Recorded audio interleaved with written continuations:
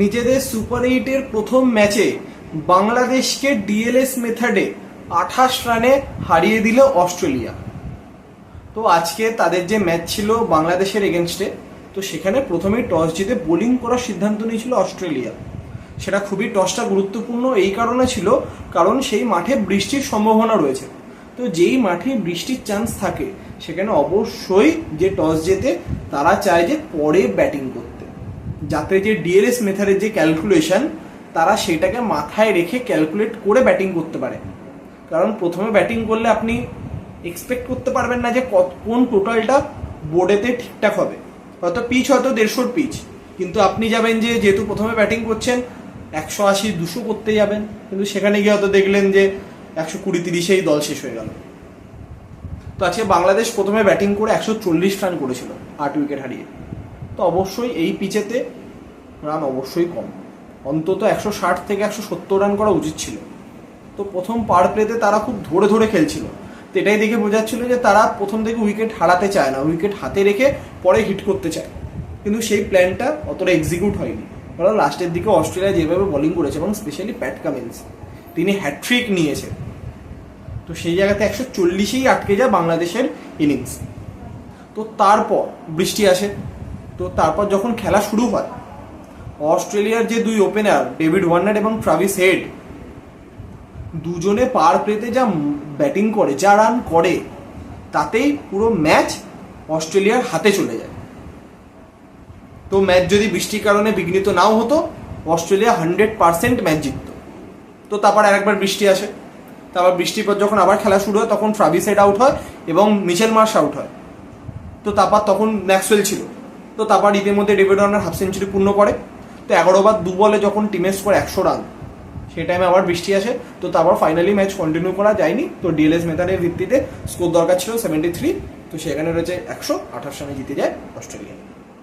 তো এইখানে আমরা যদি দেখি, বাংলাদেশ যদি 160 থেকে 170 করতে পারতো, তাহলে ডিএলএস মেথডের টার্গেটটা এই মোমেন্টে 72-এর জায়গাতে 100 আবার হতো। তো সেগুলো হয়নি। তো সেখানেতে খুবই গুরুত্বপূর্ণ হচ্ছে বাংলাদেশের ব্যাটিং এবং বোলিংয়ে, যে শুরু থেকে তারা মেহেদী হাসানকে দিয়ে বোলিং করানো শুরু করেছিল, যে মুস্তাফিজুরকে অনেক পরে এনেছে। কিন্তু ট্রাভিস হেড বা ডেভিড ওয়ার্নার তারা যে ফর্মে রয়েছে, সেখানে আমার ব্যক্তিগত মতামত হিসেবে মুস্তাফিজুরকে আগে আনা উচিত ছিল। কারণ তার মধ্যে যে কোয়ালিটি রয়েছে, যে ভ্যারাইটি রয়েছে, তার কাটার বলুন, লেন্থ বল বলুন, প্রত্যেক কটা, তাকে বিশ্ব ক্রিকেটে তিনি অনেক রেসপেক্ট অর্জন করেছেন মুস্তাফিজুর তার বোলিংয়ের জন্য। তো সেটা আমরা প্রত্যেকে জানি। তো সেই জায়গাতে বাংলাদেশ তো কিছু কিছু তাদের এই মিস্টেকগুলোই তাদের ম্যাচ থেকে তাদেরকে ক্রমশ পিছন দিকে সরিয়ে দিয়েছে। আমরা যদি বাংলাদেশের ব্যাটিং নিয়ে যদি একটু আলোচনা করি, ওপেনার একজন করেছে 0, লিটন দাস 25 বলে 16, স্ট্রাইক রেট 64। এটা কখনো এক্সপেক্টেড না তার থেকে, কারণ দল ওপেনারে যদি এরকমভাবে যদি একটা কন্ট্রিবিউট করে, তাহলে রানটা কে করবে। শান্ত ভালো খেলছিল, তিনি 36 বলে 41 রানে আউট হয়েছে। তো তিনি যে মুভমেন্টে আউট হয়েছে সেটা খুবই গুরুত্বপূর্ণ ছিল অস্ট্রেলিয়ার পয়েন্ট অফ ভিউ থেকে, নাহলে শান্ত থাকলে রানটা আরও একটু বাড়তো। তারপর আর হোসেন 2, হৃদয় 28 বলে 40 খুব গুরুত্বপূর্ণ ছিল, সাকিব আল হাসান 8, মোহাম্মদুল্লাহ 2, মেহেদী হাসান 0, তাসকিন 7 বলে 13 নট আউট এবং তানজিম সাকিব 3 বলে 4। এবং বোলিংয়ে মিচেল স্টার্ক একটা উইকেট নেন 4 ওভার 21 রান দিয়ে, হ্যাজেলউড 4 ওভারে 25 কোনো উইকেট পায়নি, 4 ওভার 29 রান দিয়ে 3 উইকেট, প্যাট কামিন্স এবং গুরুত্বপূর্ণ হ্যাট্রিক। দুর্দান্ত তিনি যা ফর্মে রয়েছে লাস্ট 2 বছর। জাম্পা 4 ওভারে 24 রান দিয়ে 2টি উইকেট, 2টি গুরুত্বপূর্ণ, শান্ত এবং লিটন দাসের উইকেট। স্টোয়ানিস 2 ওভারে 24 রান দিয়ে 1 উইকেট এবং 2 ওভারে 14 রান দিয়ে 1 উইকেট হচ্ছে ম্যাক্সওয়েল। তারপর যখন ব্যাটিং করতে নামে অস্ট্রেলিয়া, ডেভিড ওয়ার্নার করে 35 বলে 53 নট আউট, ট্রাভিস হেড 21 বলে 31, রিশাদ হাসানের বলে তিনি আউট হন, মিচেল মার্শ 6 বলে 1 রানে এলবিডব্লিউ আউট হন, তিনিও রিশাদ হাসানের বলে আউট হন। তারপর ম্যাক্সওয়েল 6 বলে 14 রানে নট আউট ছিল। এবং বোলিংয়ে মেহেদী হাসান 4 ওভারে 22 রান দিয়েছে, তানজিম সাকিব 1 ওভারে 9, 1 ওভার 2 বলে 22, তাসকিন 2 ওভারে 23 রান দিচ্ছে মুস্তাফিজুর, এবং রিশাদ তিনি 3 ওভারে 23 রান দিয়ে 2টি উইকেট নিয়েছেন। তো বাংলাদেশ ভালো ফলাফল করতে পারেনি, তার ফলেই তারা ম্যাচ হেরে গেছে।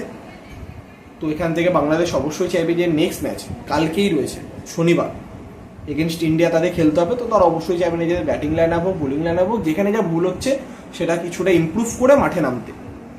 এবং উল্টো দিকে অস্ট্রেলিয়া দল, তারা তো দারুণ ফর্মে রয়েছে। তো আজকে ম্যাক্সওয়েলকে দেখে অনেকটা তাকে পুরনো ছন্দে দেখা গেল ব্যাটিং এবং বোলিং।